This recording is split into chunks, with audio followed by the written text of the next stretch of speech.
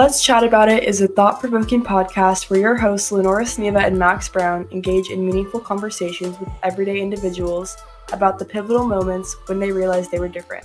Welcome back to Let's Chat About It. Today, Max has a guest. Or and not just one. Not just one. I got two guests today.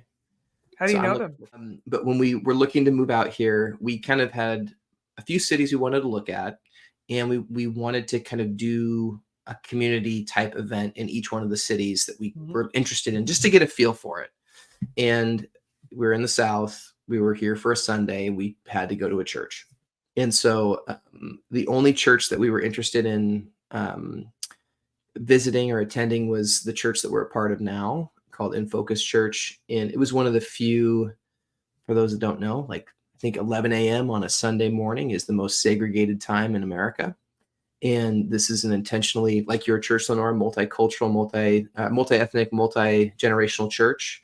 And so we went, and they actually were the first people that greeted us at the church. And I completely forgot about this. Like, they've had to remind me, because there was another couple who we kind of connected with who ended up becoming our realtors. Okay. And I will say, Jay is probably one of the fun. I mean, I don't know how he's going to be on the podcast, because I'm sure he'll do. I'm sure he'll come. But more just like it is hard not like. I don't think Shannon thinks there's a funnier person in the world than Jay. And I don't think she's that far off. So I hope you enjoy getting to meet Jay and Kelly as much as my family has. Absolutely. I guess we're just gonna bring him in now then. Let's do it. Okay. All right. Well, welcome back to Let's Chat About It. I feel honored to actually do this part of the podcast, because for the first time ever, drumroll please, I have some friends who are going to be a part of today's podcast, and we have Jei and Kelli Baker who are joining us from the East Coast. So Jei, Kelli, why don't you tell us a little bit about yourselves, and we'll get rolling today. All right, go ahead, babe. Where do we begin? From the beginning. From the very beginning. So Jay and I are here in Georgia. We live in Georgia. We met you and Shannon last year whenever you guys moved here. The military brought us here. We have two beautiful children, ages 10 and 8. Anything else, babe? Oh yeah, there's so much more. It was a dark and stormy night. Let me set the scene, Max. It was a dark and stormy night. I was alone in my room typing away on Christian Mingle when I came across this profile. I'm kidding. I was like, is it serious? Yeah, so like she said, we met in the Army just after basic training. We were in our advanced individual training. We went on a couple of dates there. Ended up going to our first duty station together. Kind of started dating exclusively there, and ended up being married during that tour at that station, and went on to do some cool stuff in the Army, and traveled to some great places, Germany, Pensacola, Pennsylvania. Ultimately, after a few other stops, made our way here to Georgia, to Augusta, Georgia. Kelly's she's out. She's been out for a while now. And I'm sure here shortly she'll probably work in the fact that she used to jump out of airplanes. That's pretty cool. So, yeah, it's pretty cool. And I still serve. I'm a Army First Sergeant for the 782nd in my battalion here on Fort Eisenhower, and that's kind of us.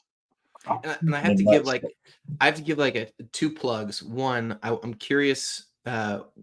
Where'd you grow up, and before you, what's home for you originally? Okay, I'm from Dallas, Texas, so that is home. That is forever home.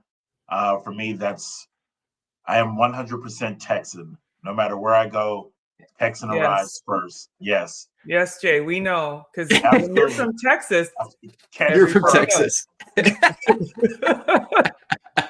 And we just met. You're an extremely astute person, Lenore. I can tell that about you already.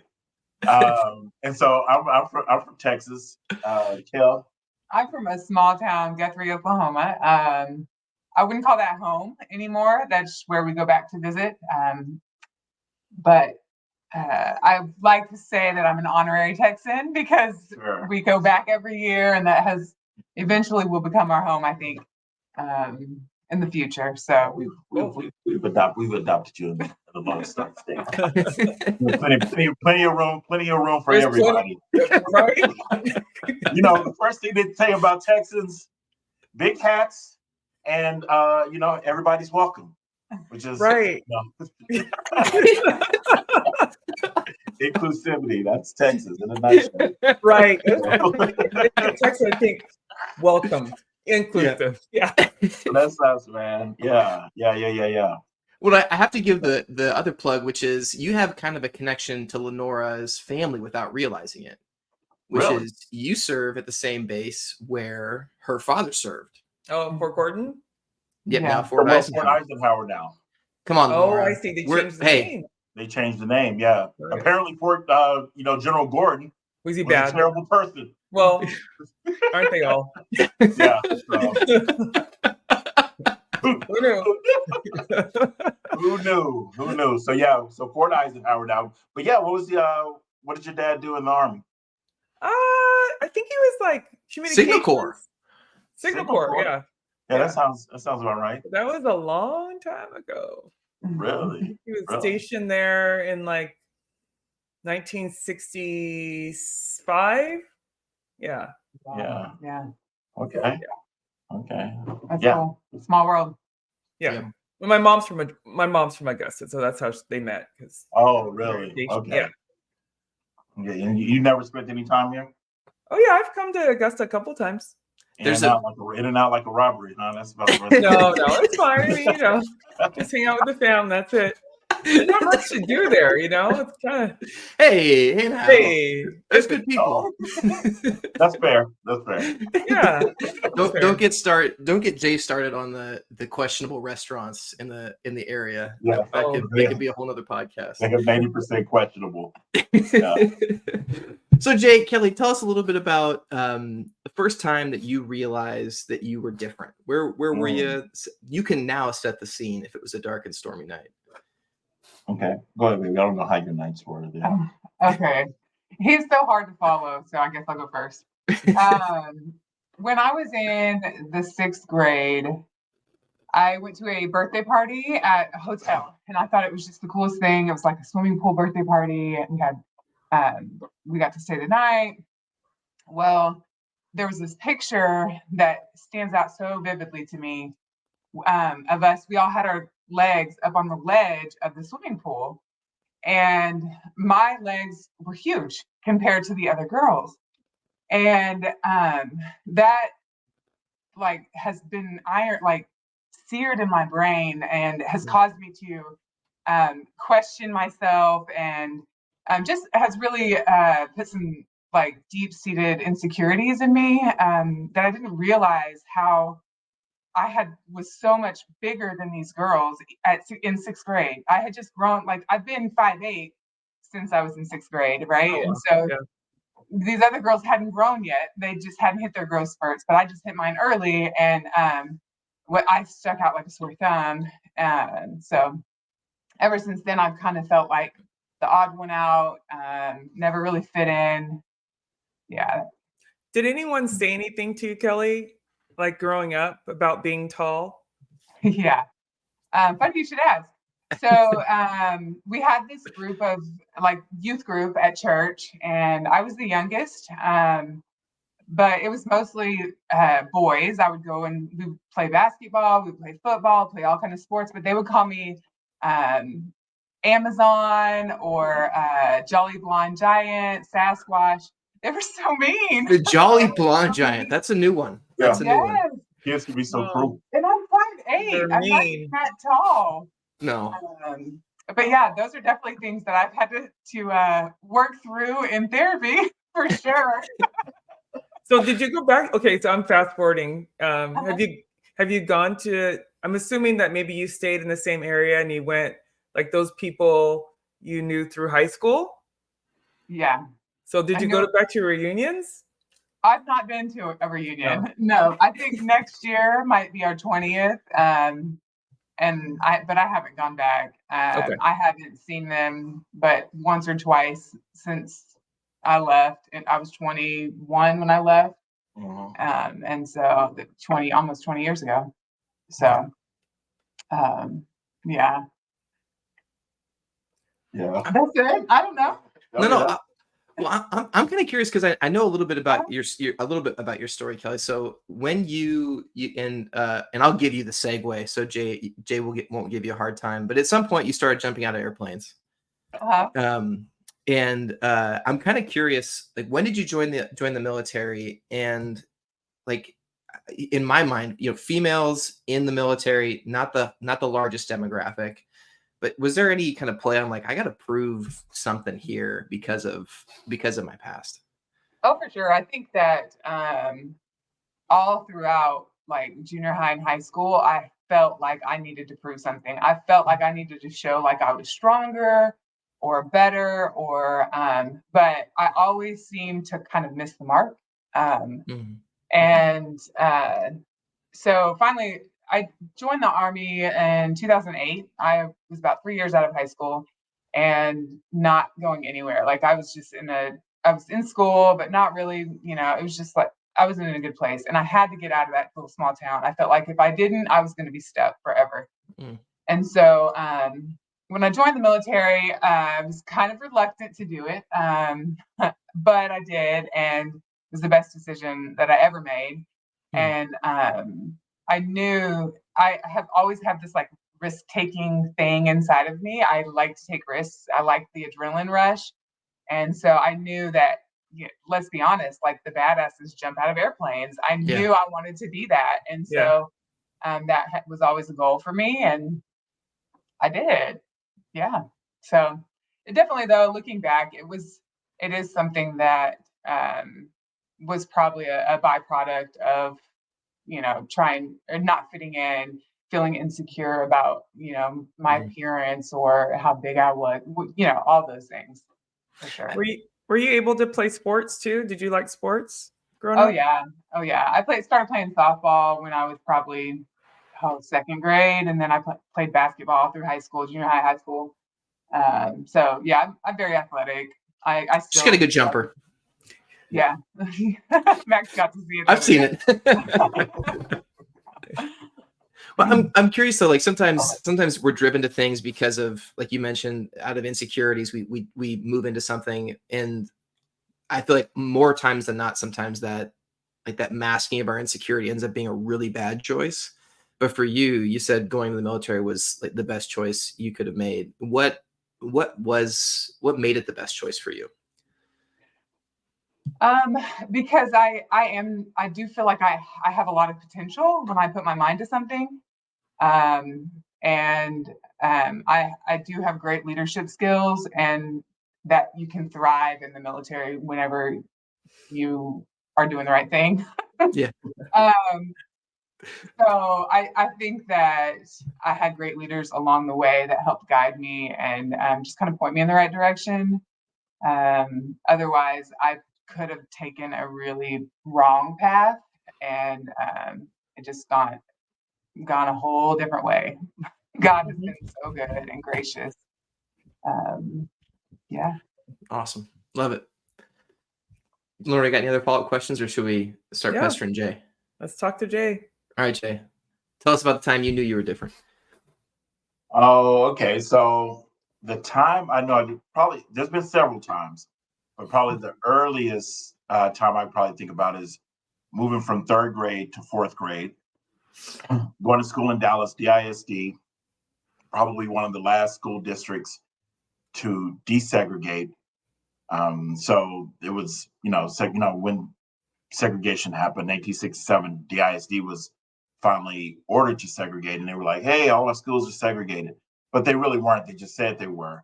And so it wasn't until the early 70s that basically by like a kind of a court mandate that they were ordered to segregate or desegregate. You mean integrate? Yeah. Yeah, integrate, desegregate. Yeah, exactly. And so part of that program for Dallas was the busing program. Mhm. And so coming up out of South Dallas, a historically Black or African American enclave of Dallas, that's where we lived. I went to Phyllis Wheatley Elementary. Everybody around me was African American. Never, in the neighborhood, the people we went to school with, that's just what we saw. And so everybody kind of had the same story. They had the same upbringings, kind of a lot of things in common. So being bused to a tag, a talented and gifted school, because I had test scores that allowed me to do that on the northwest side of Dallas. That was the first time I was ever introduced to like an integrated student body. Right. And so my sister's a couple of years older than me, and so we rode the school bus together. And we were the only African American kids on the bus, only ones. And I look back on that sometimes in hindsight, and they had so many questions that I thought at the time were absolutely ridiculous. But I guess they had a certain amount of curiosity, because just like I had never been around a white person up until that point, they had never been around a Black person to that point. But it was very uncomfortable, because when you're the only two Black people, it's like, and they're like, oh, do you guys have to comb your hair in the morning? And I'm like, how you like, yeah, like we do the same stuff that y'all do pretty much, and so, but it was all this it was all the sort of things that back then there were these books that went around, a book series, a joke book series, and I was really big into joke books, and the books were called like Truly Tasteless Jokes or something like that. Oh, jeez. Yeah, and so as a fourth grader or fifth grader, you got a hold of one of these things. There wasn't a whole lot in it, when in the internet during that time. So so people read. And What? yeah, exactly, which was the downside of being a fourth grader. So they would get these books, and they were like immediately. I felt like they would always immediately kind of go. It was in the section. It was like your spicy adult jokes, and then there were your jokes kind of broken up into the different ethnicities. Oh my gosh. Oh yeah, when it was Truly Tasteless, like if you I'm sure if you Googled it, you'll probably see some vintage copy on eBay, being sold on the maybe on Silk Road on the dark web or something like that. But What? yeah, so He works in cyber. Just let it go, Lenora. yeah. Never heard. And so these books were absolutely terrible. Like you couldn't even put them on a shelf in today's climate, but they were very bad. And so then you go to these different sections, but they would always turn to like the jokes, the Black jokes.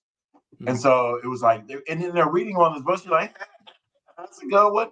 And so you kind of develop this. For me, I kind of developed this kind of like this show, because it was part of me was like, oh, I'm not gonna let these things get to me. I'm not gonna, Right.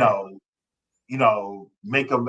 They're gonna win if they feel like that they've embarrassed me. And so I always kind of joked and played it off as if I weren't embarrassed, and I kept coming, I kept going, I kept doing. But that whole circumstance and being there taught me a few things, because even the teachers that were at that school, they were new to an integrated classroom even, Right. and so they didn't really have a whole lot of practice or diversity training or anything like that.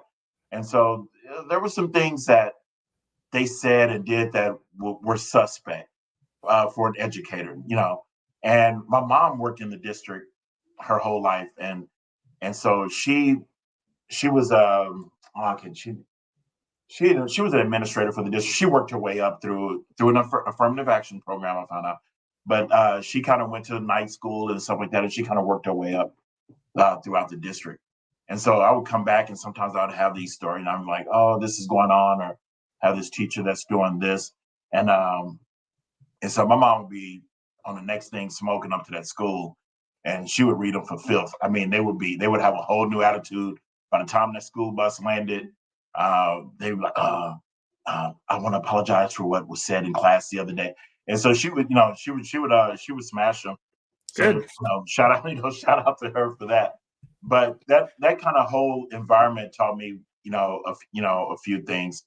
And one of them was that, you know, people are more alike than they are different.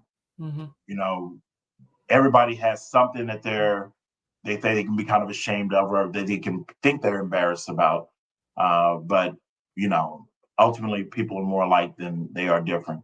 And kind of coming out of that, after having practiced that forced humor as a protective measure, when I got to doing things later on in life, I always knew that when I showed up somewhere, I had to be better than everybody.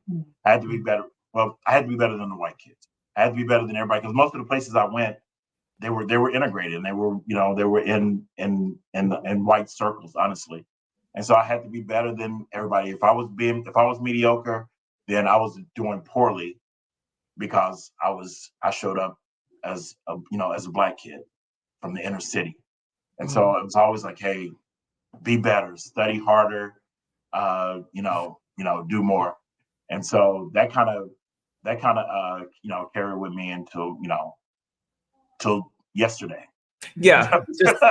Basically, that's not going away. It sounds like too, Jay, what I hear you say is like those biases and the stereotypes were real. And so people had, just like you said, well, I don't know if you heard my story, but something similar, right? And I'm older than y'all, but we definitely didn't have the internet. You might not be. Oh, okay. But we definitely didn't have the internet back then either, right? And so when I got called the N-word, it was like, well, you didn't get that off Google, because there is no Google. You got that from your parents. Like you learn that kind of stuff, and you learn it's okay by the people around you, especially back in the day. Now you get the internet to, destroy all the things. But in the stereotypes, they're inherent in our systems, and then also you get them from your environment. You see things, you hear things, and then you just copy. Yeah, and it's and one of the things that I thought was, at the time, I didn't really pick up on it. This is years later, when you're kind of thinking back about how you kind of came up, and you're like, yeah, that was kind of odd. When I was going, so I would have a school friend that would invite you over for a sleepover or for a birthday party, or kind of bring you into their world, so to speak. And so you were kind of going to meet their friends and their family and doing this thing. I was always introduced as, this is my black friend, Jay. And I never in my life introduced, well, I didn't have any white friends, but I never introduced, but even when I did, I was never like, hey, this is my white friend, Adam. It was just be like, this is Adam. So you were almost like for them, labeled. it was kind of odd coming in, because I don't know if it was something that was just like, it's like, this is something that you haven't seen. Let me show you this treasure that I found, and not actually have one that is my friend. This is my black friend, Jay. These are people that I was like friends with for years, and we were very young then, but it was just a kind of a different time. Did you stay? Was that you said it was like a talented, gifted school? Was that like 6th and 7th, like the middle school? And then what about high school? So it was 4th through 6th, and then we went to I went to a Vanguard, so I went to another tag program for 7th and 8th, and then I went to a high school that was, but our high school had 4,000 students in it. So typical, it was huge. small Texas school. No. Yeah. I did tell you I was from Texas, right? Right. So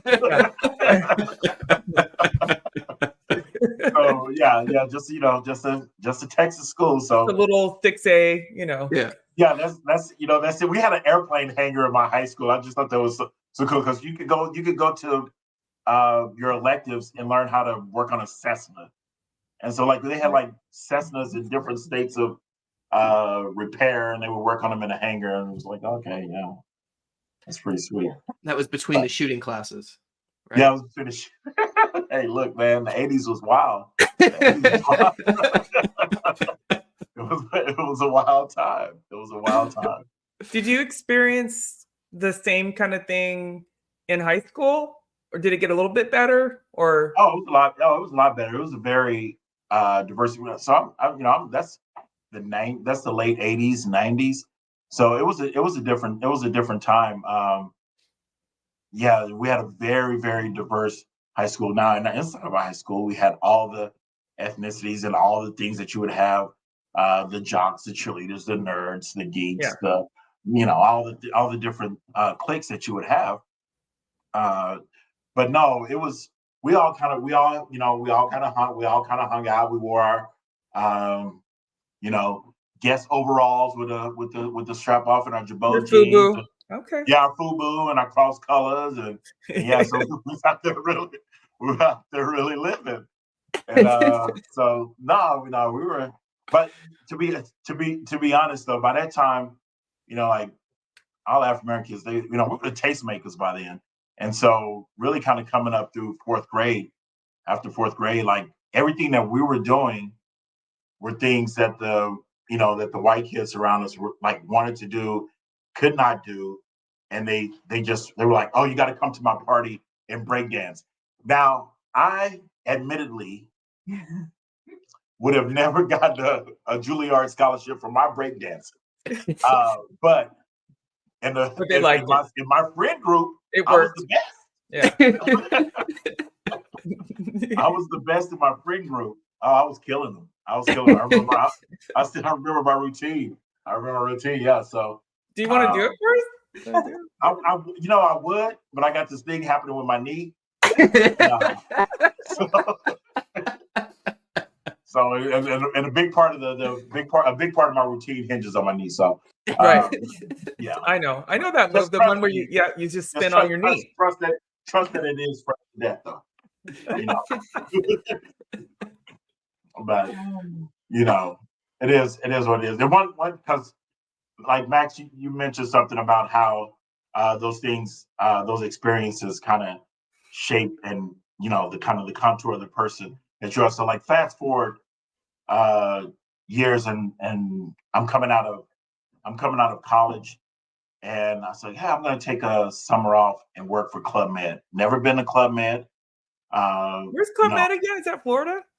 They have one in Florida, but it's a French company that operates resorts all throughout the Caribbean, Europe, all over the place.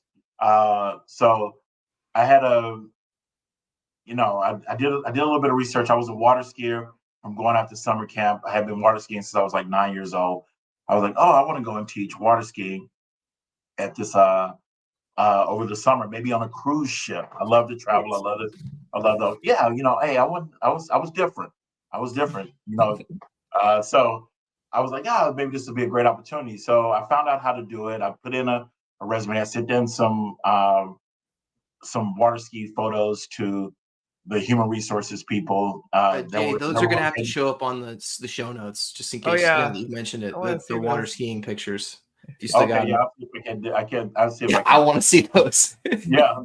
Hey, man, I'm telling you. Hey, Max, we're going to have a conversation, man. I'm going to show you. So I go down there, I send them things in.